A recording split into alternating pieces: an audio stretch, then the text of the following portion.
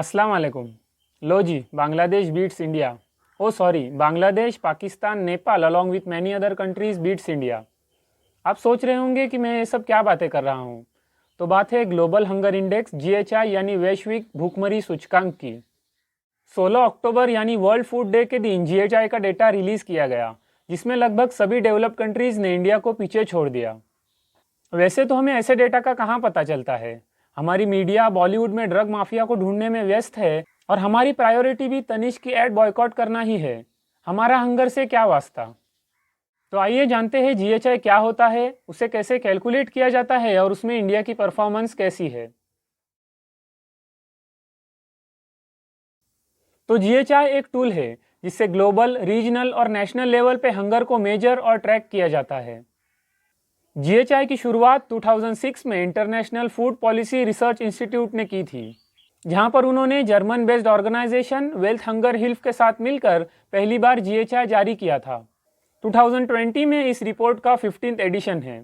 अभी Irish based Concern Worldwide और German based Welthungerhilfe इसे jointly prepare करते हैं, जो कि एक नॉन प्रॉफिटेबल, नॉन गवर्नमेंटल और पॉलिटिकली इंडिपेंडेंट एजेंसीज है।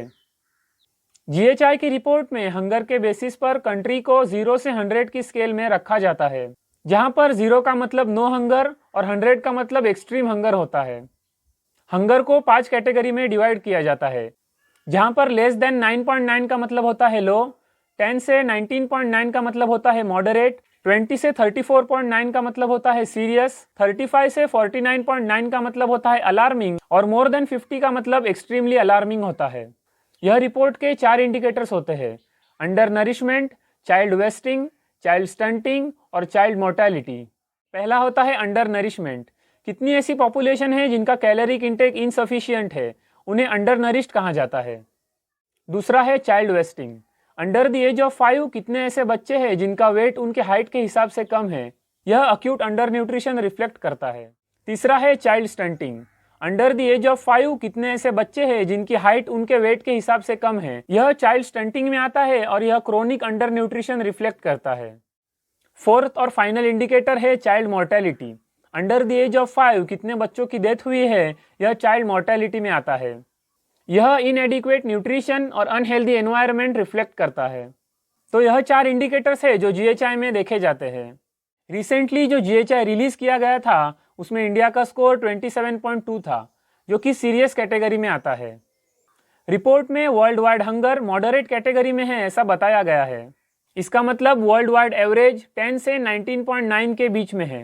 और अगर हम कंपैरिजन की बात करें तो कंपैरेटिवली इंडिया का स्कोर बहुत हाई है, जो कि हाई हंगर रिप्रेजेंट करता है। GHI 2020 में 107 कंट्रीज को शामिल किया गया था, जिसमें इंडिया की रैंक 94th है। इवन हम नेपाल, बांग्लादेश, पाकिस्तान, इंडोनेशिया जैसे नेबरिंग कंट्रीज से भी पीछे चल रहे हैं।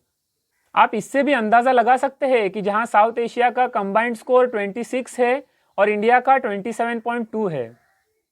अगर आप हिस्ट्री उठाकर देखें तो पहले से ही हमारा स्कोर ज्यादा रहा है और हमारे रैंकिंग्स में अप्स एंड डाउन्स दिखे हैं। पिछले कुछ सालों के रैंकिंग्स की बात करें तो 2014 में 55, 2015 में 80, 2016 में 97, 2017 में 100, 2018 में 103, 2019 में 102 और अभी 2020 में 94th रैंक है। अगर आप सोच रहे होंगे कि 2019 में 102 रैंक होने के बाद 2020 में 94th रैंक होना अच्छा है, तो आप गलत है, क्योंकि 2018 में 119 देशों में से इंडिया की रैंक 103 थी, 2019 में 117 में से 102 रैंक थी और अभी 2020 में 107 कंट्रीज में से इंडिया की रैंक 94th आई है। देखा जाए तो GHI स्कोर में कई सालों से हमारी कंडीशन क्रिटिकल होती जा रही है। कहा जाता है कि 2000 में इंडिया का स्कोर 38.8 था, जिसे कम करने के लिए सरकार ने national food security act, mid day meal जैसे कई पॉलिसीज इंट्रोड्यूस किए।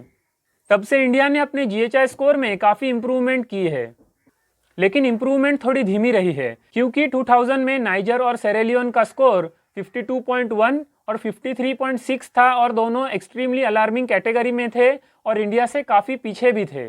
लेकिन 2019 में दोनों का GHI स्कोर 30.2 और 30.4 आया था। तो इंडिया ने पास्ट में अच्छा परफॉर्म किया है, लेकिन अगर बाकी देशों के कंपैरिजन से बात करें तो इम्प्रूवमेंट कम ही है।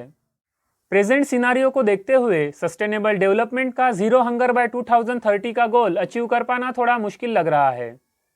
कहा जाता है कि इंडिया में लगभग 40% बच्चे अपना फूड पोटेंशियल पूरा नहीं कर पाते और इसी वजह से चाइल्ड स्टंटिंग और चाइल्ड वेस्टिंग के ज़्यादा केसेस दिखते हैं। इससे बच्चों को कई क्रॉनिक डिसीजेस भी होते हैं और उनकी लर्निंग कैपेसिटी पर भी अफेक्ट होता है। अभी यह देखना होगा कि सरकार हंगर कम करने के लिए क्या स्टेप्स लेती है और पॉलिसीज़ को कैसे इम्प्लीमेंट किया जाता है।